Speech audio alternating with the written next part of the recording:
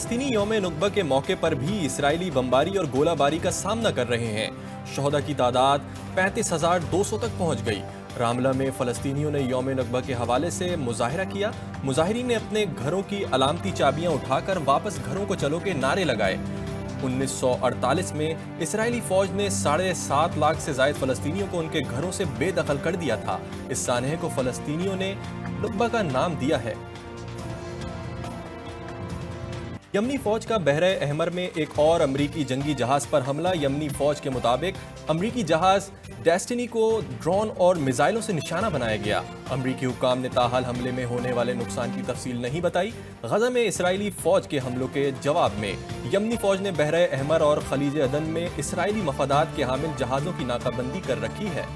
Israel की जंगी काबीना हुकूमती फैसले से नाला निकली। इसराइली वजीर दिफा योकलैंड ने अपनी ही हुकूमत की नाकामी का एतराफ़ कर लिया। इसराइली वजीर दिफा का वजीर आज़म बेंजामिन नेतन्याहू से दो टोक मौक़िफ़ देने का मुतालबा कर दिया। कहा, अवामी सतह पर ऐलान करें कि इसराइल का गजा में सिविलियन और फौजी हुक्मरानी पर कब्जे का कोई मंसूबा नहीं। स्लोवाकिया के वजीर आज़म रॉबर्ट फैको कातलाना हमले में जख्मी। कामयाब ऑपरेशन के बाद हालत खतरे से बाहर। वजीर आज़म रॉबर्ट फैको पर हमला इजलास के बाद वापस जाते हुए सड़क पर हुआ।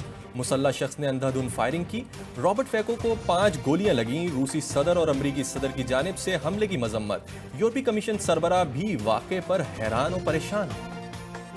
यूक्रेन रूसी अफवाज के मुसलसल दबाव का शिकार। सरहदी इलाके खार्किव के देहातों से फौजियों की वापसी।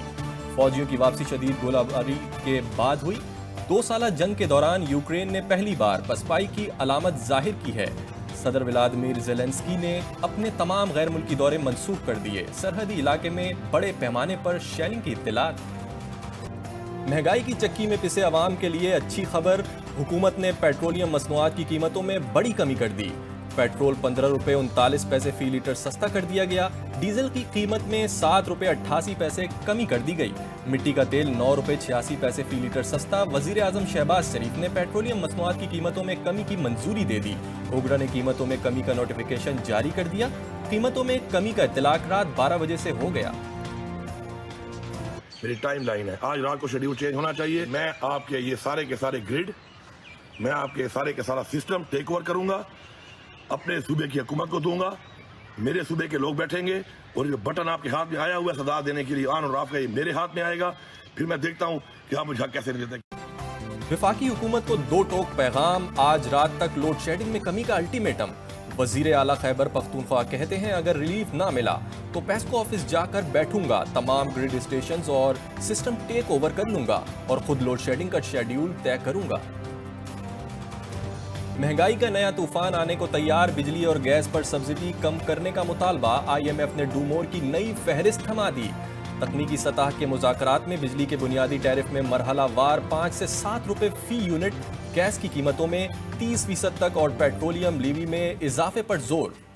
हुकूमत ने यकीन दहानी करा दी। वजारत तवानाई का आइंदा साल के लिए सर्कुलर डेट में कमी का प्लान पेश। आइंदा माली साल के बजट में रेवेन्यू बढ़ाने के प्लान का जायजा लिया गया। ख्वाह का कसूर क्या है जनाब स्पीकर? इस किस्म का चीफ मिनिस्टर दिलवा दिया। ये जो वजीर आला है ये समझते हैं कि इन्होंने बनाया है, असल में किसी और ने बनाया है जनाब स्पीकर। अगर ये मई 9 का माफी मांगने के लिए तैयार नहीं है तो फिर इनका रोना धोना जारी रहेगा, इनको भुगतना पड़ेगा। सानहे 9 मई पर माफी ना मांगी तो रोना धोना जारी रहेगा। बिलावल की बानी PTI पर तनकीद। बोले, अली अमीन को PTI ने वजीर आला नहीं बनाया, उनकी कहीं और सेटिंग है।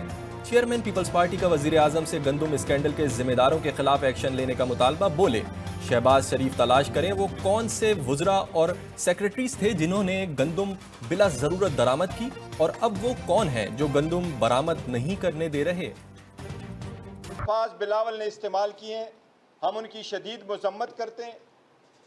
ये कोई है जो जमहूरियत के जो बची हुई है वो इसके पीछे साजिश कर रहा है। हम इंशाअल्लाह बिलावल को कल असम्बली की फ्लोर पे जवाब देंगे। बिलावल के अल्फाज की मजम्मत। असेंबली फ्लोर पर जवाब देने का ऐलान। बैरिस्टर गौहर कहते हैं हारे हुए ख्वाजा आसिफ ने असेंबली की कार्रवाई खराब करने की कोशिश की। आमिर डोगर कहते हैं बिलावल ने अपना असली चेहरा दिखाया तो सबके सर शर्म से झुक गए। जमीयत उलमा इस्लाम के सरबराह मौलाना फजलुर रहमान ने बानी पीटीआई को यहूदी एजेंट कहने को सियासी बयान करार दे दिया। कहा जो शख्स सूद के खिलाफ बात करते हुए आलमी मईशत में सूदी निजाम की तरफ बढ़ रहा हो उसको यहूदी एजेंट कहना एहतजाज का उन्वान था। इसको गाली क्यों समझा गया? पीटीआई से कोई जाती दुश्मनी नहीं, सबके साथ चलने के लिए तैयार हैं। लोग हैं जो पार्लियामेंट में कैसे होते हैं या ब्यूरोक्रेसी होती है या सीएम होते हैं वो होते हैं वो कॉन्स्टिट्यूशन के मुताबिक ही करता है। मैं तो अगर मुझे कोई पसंद नहीं है उसके मैं दाखिल बंदी नहीं कर रहा। हम इंशाल्लाह बेहतरी की तरफ जाएंगे, तरक्की की तरफ नहीं जाएंगे। हम सूबे के मरकज और सूबे के दरमियान तलखें पैदा नहीं करेंगे जिससे हमारे सूबे की आवाम सफर करे। हम सूबे की आवाम को सफर नहीं होंगे। गवर्नर हाउस की वजह से सूबे की तरक्की में कभी खलल नहीं पड़ने देंगे। किसी के इनफरादी फैसलों या पसंद नापसंद के जिम्मेदारों वो नहीं। गवर्नर खैबर पख्तूनख्वा फैसल करीम कुंडी कहते हैं तलखी बढ़ाना नहीं चाहते, वो किसी को गवर्नर हाउस में दाखिले पर पाबंदी नहीं लगाएंगे। गवर्नर हाउस के दरवाजे तमाम सियासी जमातों और तमाम मकातब फ़िक्र के लिए खुले हैं। बानी पीटीआई को अदालतों से बड़ा रिलीफ। इस्लामाबाद हाई कोर्ट में 190 मिलियन पाउंड रेफरेंस में दरख्वास्त से जमानत मंजूर। तहकीकात मुकम्मल है, मजीद कैद में रखने से फायदा नहीं होगा, नैब का एतराफ़। चीफ जस्टिस आमिर फारूक और जस्टिस तारिक महमूद जहांगीरी ने महफूज फैसला सुना दिया। ट्रायल कोर्ट में 10 लाख रुपए के मचलके जमा कराने का हुक्म। डिस्ट्रिक्ट एंड सेशन कोर्ट ने भी बानी पीटीआई को लॉन्ग मार्च तोड़ फोड़ और थाना खन्ना में दर्ज मुकदमात में बरी कर दिया। अदालत ने फैसले में कहा कि शवाहिद नाकाफी होने की बुनियाद पर बानी पीटीआई की बरियत की दरख्वास्त मंजूर की जाती है। वजीर आजम ने विफाकी काबीना में तोसी का फैसला कर लिया। मुस्लिम लीग के रुकन कौमी असम्बली अली परवेज मलिक को वजीर ममलिकत बराए खजाना बनाने की मंजूरी दे दी। सदर आसिफ जरदारी जुम्मे को अली परवेज मलिक से हल्फ लेंगे। इक़्तिसादी राब्ता कमेटी ने आज़ाद कश्मीर के लिए 23 अरब रुपए के इजरा की मंजूरी दे दी। मंजूरी वजीर खजाना की ज़ेर सदारत इजलास में दी गई। इजलास में एक निकाती एजेंडे के तहत समरी मंजूर की गई।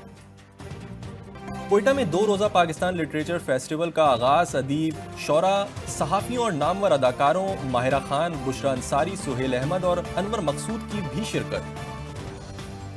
और मुल्क का नाम रोशन करने का शौक। कराची के ककड़ी ग्राउंड में मास्टर का कहना है ये खेल खुद एतमादी के साथ जिस्मानी तंदुरुस्ती के लिए भी अहम है।